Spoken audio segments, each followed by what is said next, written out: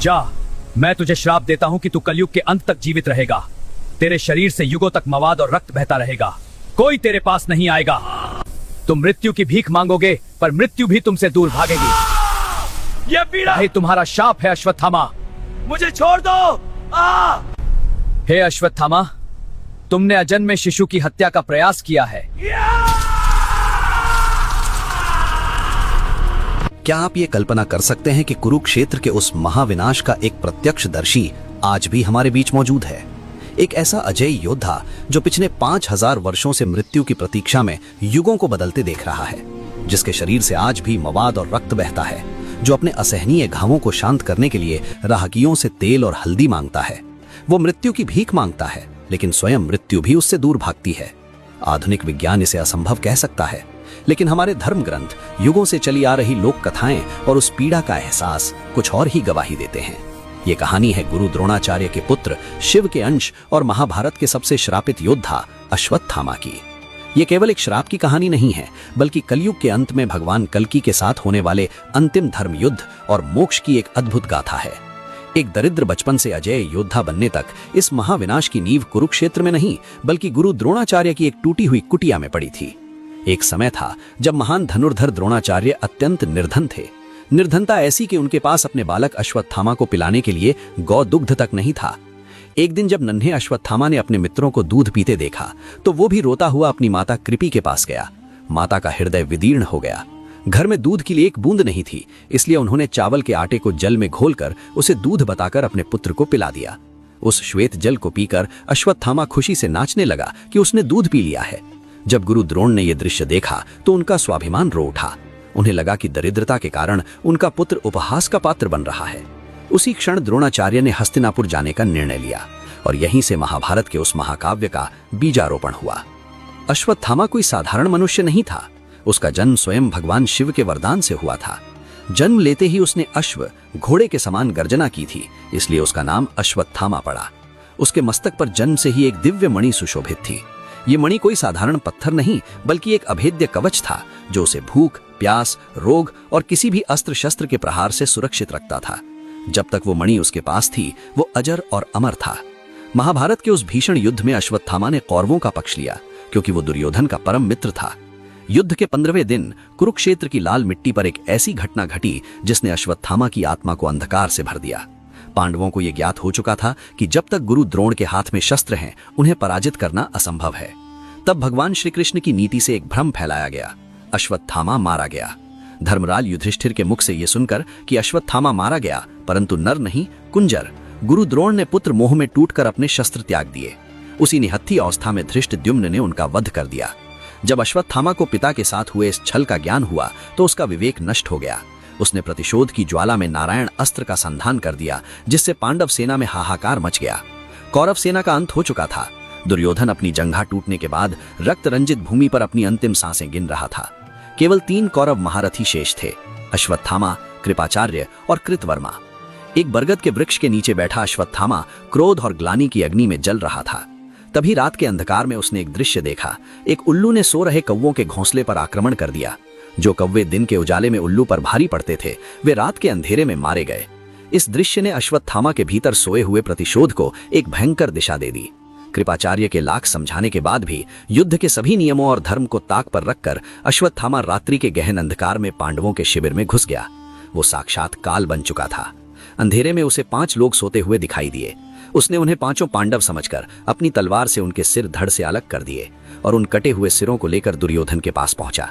दुर्योधन पहले तो प्रसन्न हुआ, लेकिन जब उसने उन चेहरों को पहचाना तो वो चीख पड़ा, मूर्ख, तूने क्या कर दिया? ये पांडव नहीं, द्रौपदी के 5 अबोध पुत्र हैं। तूने हमारे ही वंश का समूल नाश कर दिया। ये कहते हुए दुर्योधन ने प्राण त्याग दिए और अश्वत्थामा सन्न रह गया। प्रातःकाल जब द्रौपदी ने अपने 5 पुत्रों के कटे हुए शीश देखे तो उसका विलाप सुनकर आसमान भी कांप उठा। अर्जुन ने प्रतिज्ञा ली कि वो अश्वत्थामा का वध करके उसके मस्तक की मणि द्रौपदी के चरणों में लाएगा। अर्जुन और श्री कृष्ण ने अश्वत्थामा का पीछा किया। मृत्यु के निकट देखकर महर्षि व्यास के आश्रम में अश्वत्थामा ने वो अपराध कर दिया जिसकी क्षमा ब्रह्मांड में किसी के पास नहीं थी। उसने सृष्टि के सबसे विनाशकारी अस्त्र ब्रह्मास्त्र का संधान कर दिया। अर्जुन ने भी अपना ब्रह्मास्त्र निकाला, लेकिन ऋषियों के हस्तक्षेप के बाद अर्जुन ने अपना अस्त्र वापस ले लिया।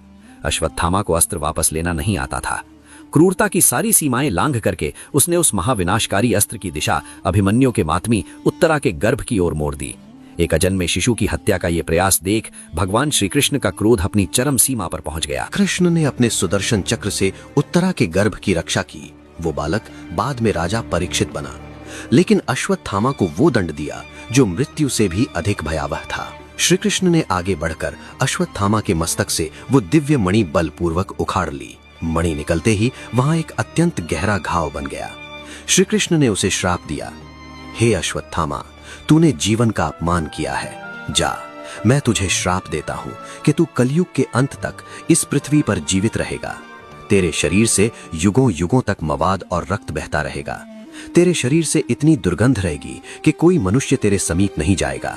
तू वनों और बीहड़ों में भटकेगा, मृत्यु मांगेगा, परंतु तुझे मृत्यु नहीं मिलेगी।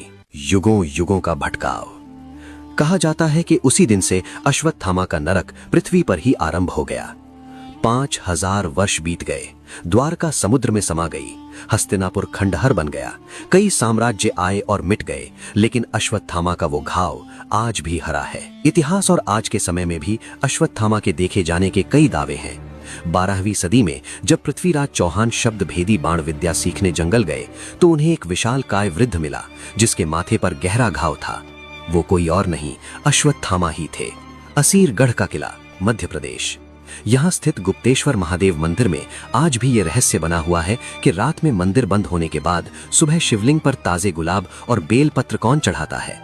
स्थानीय लोगों का दृढ़ विश्वास है कि अश्वत्थामा नित्य यहाँ शिव की आराधना करने आते हैं। मध्य प्रदेश के एक गांव में एक डॉक्टर के पास एक ऐसा मरीज आया जिसके माथे के बीचों बीच एक गहरा गड्ढा था जिससे विचित्र दुर्गंध आ रही थी। पलक झपकते ही वो मरीज वहां से अदृश्य हो गया। नर्मदा की परिक्रमा करने वाले साधु संतों ने भी कई बार एक असाधारण विशालकाय साधु को पल भर में ओझल होते देखा है। वो रहस्यमयी और अभेद्य नगरी संभला जो आम मनुष्यों की दृष्टि से ओझल है, वहीं भगवान कल्कि का जन्म होगा। अश्वत्थामा अपने 5000 वर्षों के कष्ट और तपस्या के बाद संभला नगरी पहुंचेंगे। मान्यता है कि भगवान श्री कृष्ण ने अश्वत्थामा के मस्तक से जो दिव्य मणि निकाली थी वो उसी अलौकिक नगरी संभला में सुरक्षित रखी गई है। जब कल्कि अवतार अपने पूर्ण रूप में प्रकट होंगे तब वे अश्वत्थामा को क्षमादान देंगे और वो दिव्य मणि उसे पुनः सौंप दी जाएगी। लेकिन इस बार वो मणि किसी अहंकार का प्रतीक नहीं बल्कि धर्म की रक्षा का शस्त्र होगी। मणि मिलते ही अश्वत्थामा का वो युगों पुराना घाव भर जाएगा। उसका शरीर पुनः एक दिव्य और अजेय योद्धा के रूप में परिवर्तित हो जाएगा। कलयुग के दानव कली और उसकी आसुरी शक्तियों के विरुद्ध होने वाले उस भयंकर अंतिम धर्म युद्ध में अश्वत्थामा भगवान कल्कि के प्रधान सेनापति के रूप में रणभूमि में उतरेंगे। 5000 वर्षों का संचित ज्ञान, परशुराम जी का मार्गदर्शन और शिव का तेज अश्वत्थामा को अजेय बना देगा। वो अपने हर उस पाप का प्रायश्चित करेगा जो उसने द्वापर युग की उस 18वीं रात को किया था। नाश हो जाएगा और सतयुग की नई भोर होगी। तब अश्वत्थामा का उद्देश्य पूर्ण हो जाएगा। चूंकि अश्वत्थामा का जन्म भगवान शिव के वरदान और उन्हीं के अंश से हुआ था, इसलिए अपने कर्मों का हिसाब चुकता करने के बाद साक्षात महादेव उनके समक्ष प्रकट होंगे। भगवान शिव की कृपा से अश्वत्थामा अपने उस नश्वर और श्रापित शरीर को त्याग देंगे। एक दिव्य प्रकाश के रूप में वो शिव के उसी अनंत स्वरूप में विलीन हो जाएंगे जहां से उनकी उत्पत्ति हुई थी। इस प्रकार युगों की पीड़ा सहने के बाद महाभारत के इस अमर योद्धा को चिरकाल के लिए मोक्ष की प्राप्ति होगी। अश्वत्थामा की ये कथा केवल एक रहस्य नहीं है, ये ब्रह्मांड का सबसे बड़ा सत्य है कि कर्म का फल हर किसी को भोगना पड़ता है, चाहे आप देवताओं के अंश ही क्यों ना हो। अहंकार में किया गया एक भी अधर्म आपको युगों युगों के लिए अंधकार में ढकेल सकता है। लेकिन ये कथा ये भी सिखाती है कि यदि प्रायश्चित सच्चा हो तो कलयुग के अंत में ही सही मोक्ष का द्वार अवश्य खुलता है।